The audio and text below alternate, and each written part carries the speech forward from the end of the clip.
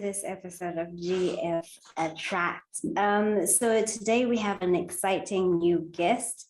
We have Mr. Collins from KYAMDA. Mr. Collins is from Kenya. So we will just talk a little bit to him and about his company and about who Mr. Collins is and what KYAMDA is. Hope you enjoy. Hi, Collins. Hi, Nicole. How are you? I'm good. How are you? I'm fine, thanks. So where are you calling in from? Currently, I'm in Senegal, Dakar. How is Senegal right now? It's a bit chilly. It's a bit chilly, but we are warming up.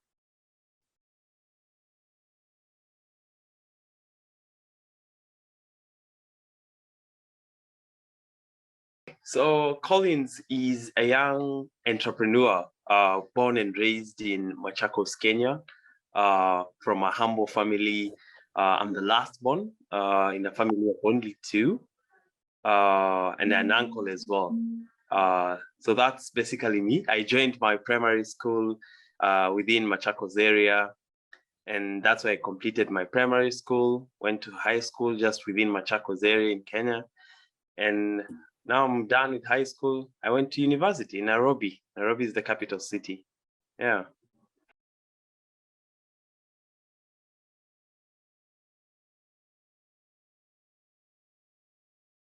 I think I grew up in Machakos. Machakos is just around 50 kilometers from Nairobi. And my growing up was quite interesting. So when moms and dads want to just record, when you transform your room to a studio, you record like how I would mimic what most of the people would do on the television. So I really wanted to be a news anchor. And I don't know how it ended up here, but that was my passion back then when I was young. Born in 2001, August 11th. I am the last one of only a family of two. So I think my childhood was quite interesting, as I've told you. Apart from, doing all those stuff that I used to do, I really enjoyed going to the farm with my dad, my late dad, actually. So I really, really enjoyed going around to the farm, to milk the cows, doing those crazy stuffs when you're a kid. It was quite interesting.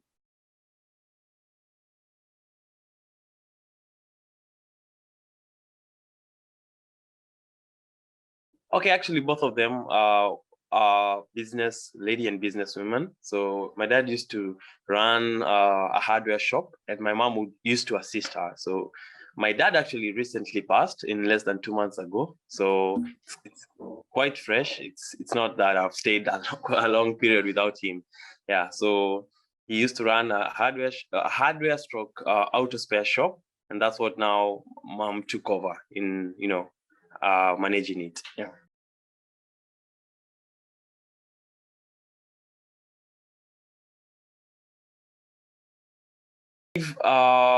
Having two business persons in the house, then definitely you'd like to be like them. So I think I borrowed the business or the entrepreneurial spirit from my parents. So because I used to see them quite busy, and when they are quite busy, my sister, she was older, so her being older gives me an opportunity to be the only baby in the house. So I would stay a lot with my parents because my sister sometimes should be in boarding school. So most of the time I was only the kid around. So you'd like to do what your parents are doing. They are quite busy every day. They are doing things that you'd also like to do. So that's where I borrowed the profession from. Yeah.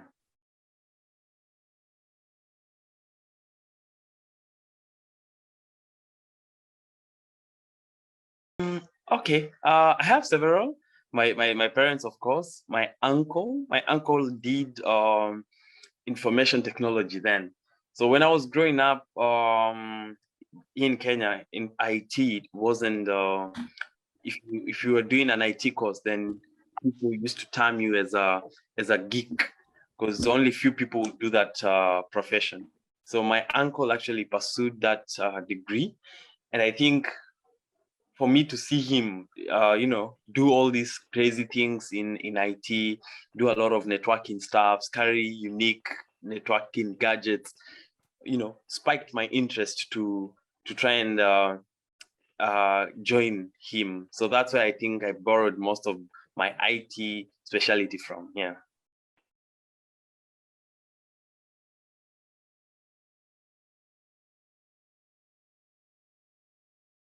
Uh, actually, that was the most hard thing, I would say, because you used to do things that other kids won't do. When you're given we used to have like computer classes, computer lessons. So you'd go and you're given like a paragraph to type, and out of a class of almost 40 to 50, I would be the first one to type very quickly, and I'm done, assisting the rest. So people would wonder where I learned all this from. And it was kind of weird because everyone now wanted to associate themselves with me. Most of the times I used to assist even the teacher, to do all this stuff.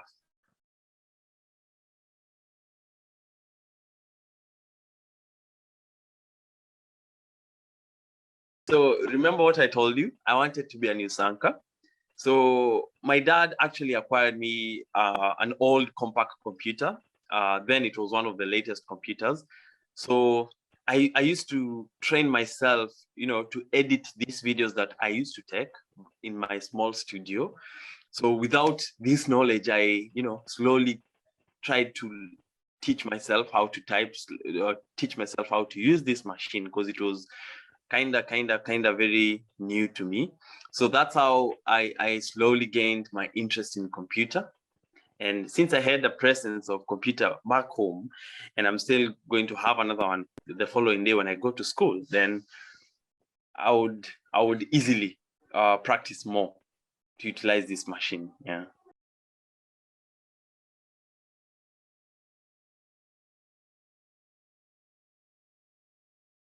I think the favorite moment that I had was when I won my first award. I think that was the best moment. I think achieving an award, an East African award, out of so many contestants that have been there in the market before, that have been there, big people older than you.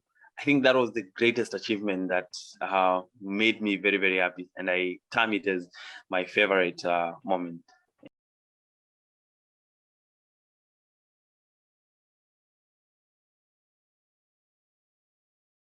So back then in 2016, I joined Kenya Boys High School. Kenya Boys High School was just a school near Machakos town. So when I entered the school, the first day I chose computer studies as a subject, because you usually have various subjects in high school, not only the five subjects that you used to have in primary. So there's more advanced subjects in high school. So I chose computer studies to see if I would expound my knowledge in uh, using the computer, because I had trained myself how to use this computer because I had one at home. So only to realize that these computer studies would be the subject that would discover my talent in and my interest as well in computer. So in high school, I joined the Science Congress Club. It's a club that enables students to showcase, science-based projects. So I slowly continued learning more about how to use this computer, and every weekend you'd actually find me in the computer lab. So since science projects and computer studies they're like working together. I did my first project in actually 2018. And I remember that project was a school telephone booth, a project that enabled boarding students to make calls to their parents back home through a controlled based system. So I was honored actually to present this to the president, actually the current president of Kenya, at Young Scientist Kenya. He was the one who inaugurated that program. So that greatly motivated me to continue developing more science-based projects. And once done with that school telephone booth, the next year's Congress, wanted another project. So I thought of an airtime vending app, an app that would allow, people to access airtime services through the easiest and the fastest way ever. So since I was still in school, and I think that was around 2019. 2019 was my final year in high school. So I couldn't focus a lot on the project because I had to focus on studies. And the same year, I was actually elected as the school captain. So I had so much pressure coming in through. So I had to put one thing aside so that I focus on the two major roles that I was given. So the school captain, which is one of the roles which has greatly impacted my leadership skills up to date. So other than that, I had also to focus on studies because it's my final year. So I would only make progress on this project over the holidays, summer holidays, etc. So later in the year, I was done with high school, and now I had all the time to kickstart and do that project that I wanted to do back then in school. And that's how I came up with Kyanda. So Kyanda was born.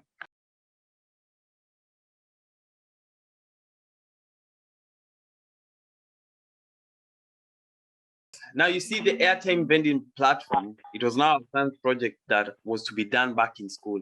So now it was now a project that I would develop and people would start utilizing it. So since I'd started, I'd sketched out how it would look like. I had done so many sketches and so many things, designs, the flows, etc. So not to just leave it alone and just waste time on all those stuff that I did, I decided now to take over and implement it fully and not present it for a science-based congress, but now present it to people so that they can utilize it. And that's how typically I came up with Kyanda. So Kyanda, the name Kyanda actually means a stream of river. It's a local language. It's a Kamba local language word meaning a stream of river. So I remember the day I nicknamed it. I was just walking around a river which passes near our home. That's how I nicknamed it. And that's how Kyanda was born.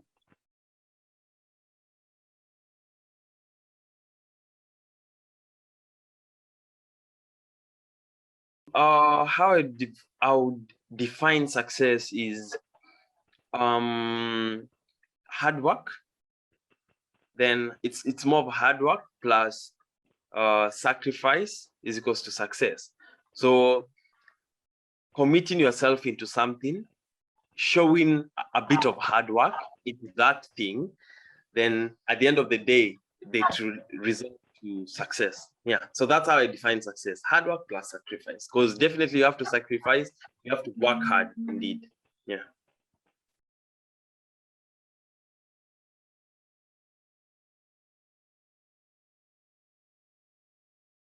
So far so good, I would say. When Kyanda is a payment ecosystem that is greatly used across Kenya and even Africa at large, a platform that would serve over 10 million people yearly. I think that's when I would term Kyanda as success, as successful. So until then, until we build the next Africa's best payment ecosystem, I think that's when now I'll term Kyanda is success. Yeah.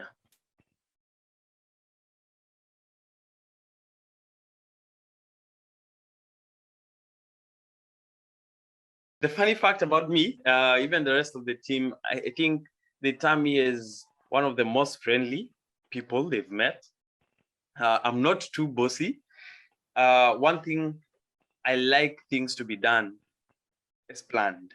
So once something is assigned to you, then definitely you have to accomplish it.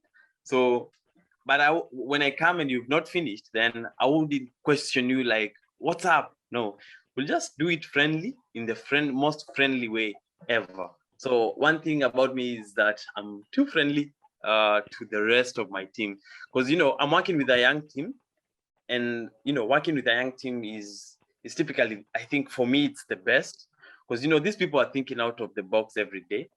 So every day, every now, every then, it's a new idea on the desk.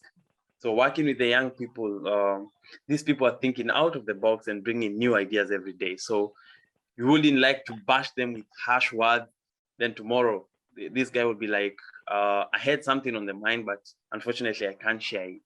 So it's always good to be friendly to your team so that you can produce excellent results at the end.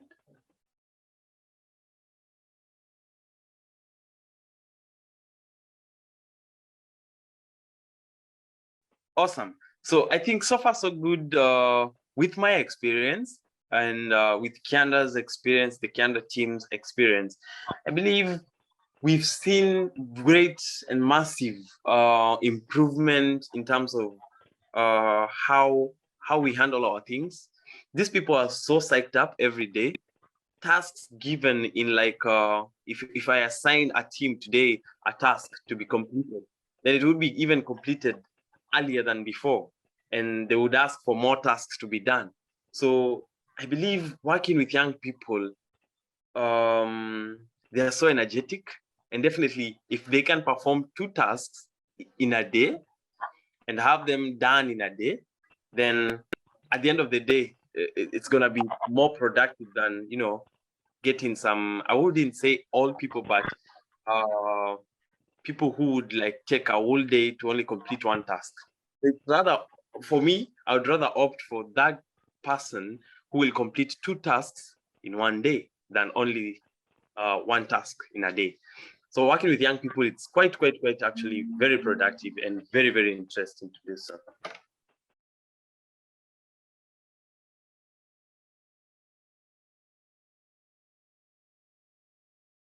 As a team, we usually have like a statement that keeps us going and keeps us strong.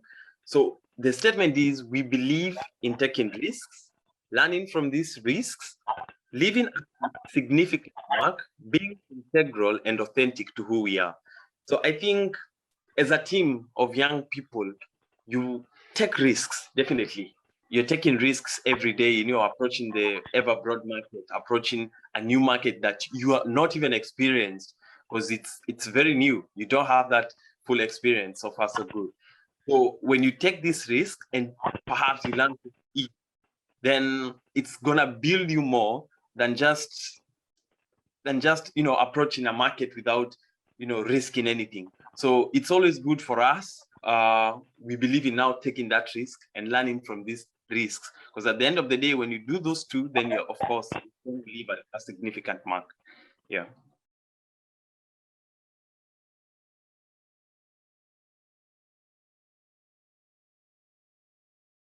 It's very, very it's a proud thing. We should be even proud of being an African inventor. It's not only interesting to see people from outside Africa inventing new things, and the same things that they are inventing will be utilized in Africa. Why can't we Africans invent all these in our own continent and kickstart the innovation, or kickstart the usage of that innovation within our continent and then expand it to the rest of the world. So I believe being an African inventor, an African entrepreneur is one of the best things so far. Yeah.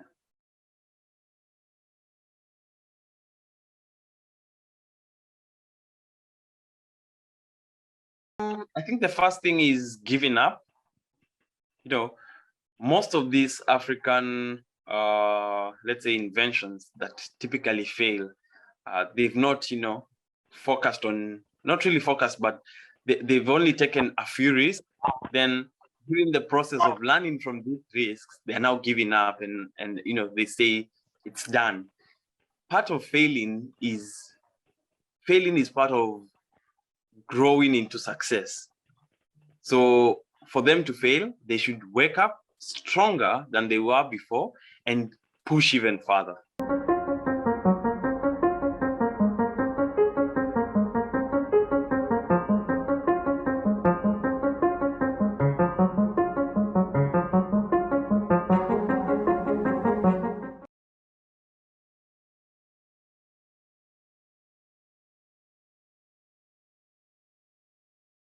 Entrepreneur is raised. I wouldn't say it's born, but it's raised. Because personally, as stated, I wanted to be a news anchor, but now I ended up being an entrepreneur, a very young entrepreneur. So I came to learn all these processes on the way, all these typical approaches on the way, and that's how I became an entrepreneur. So for me, I think an entrepreneur is raised. Yeah.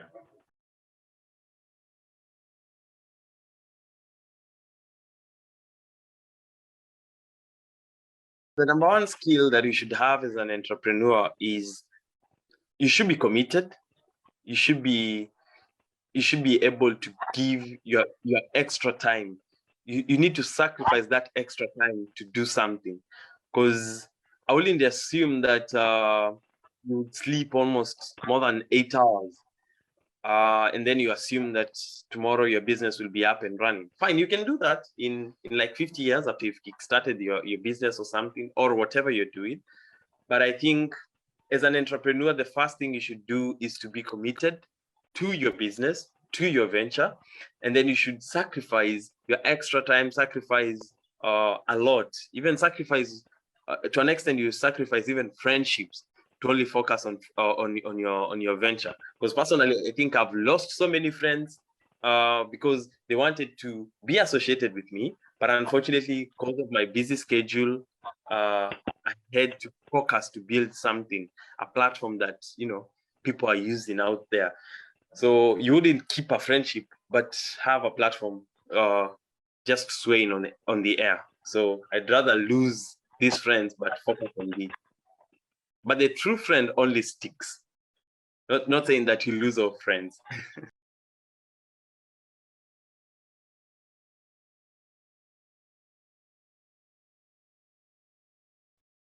Okay, so a funny thing about my education and my entrepreneurship, I think I got into business when I was 19. So immediately I was done with high school, I got into business.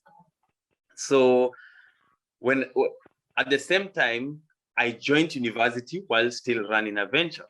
So for me, it's been I think the best moment in life to have, like, you're studying, and the same concept that you're going to study in school are the same concepts later on the day you're going to utilize on the business. So for me, I'm pursuing actually software engineering. I'm almost done. I think I'm in my last year. We usually have a 4-year period here in Kenya. So I'm almost done with my university. So my typical days, when I wake up, sometimes I have a physical class, I attend class, then you would have like a full day class. We have more of a hybrid system, and thanks to COVID. If it were not for COVID, then it would be a bit hectic for me.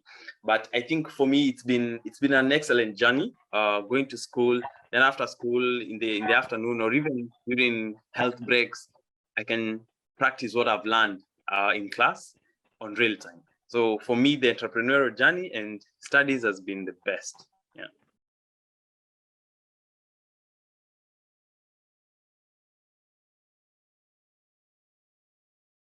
For me, and education is key.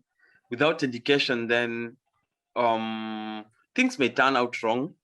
You may continue pushing for this venture, focusing on this particular thing, and leave school. That is, for instance, you can focus on school, and for instance, you can focus on the business and leave school, or you can focus on both and have excellent results at the end. So sometimes this venture can collapse or even shut down. Then where will you go next? You don't have papers, you don't have anything to showcase on a physical note. So education for me is key, because without the education, then I think there wouldn't be a productive venture at the end. Yeah. It's very interesting session to find out a lot about you as an individual and as an entrepreneur slash African innovator. So for all viewers watching, thank you so much for please stay tuned for part 2 of our interview. Bye.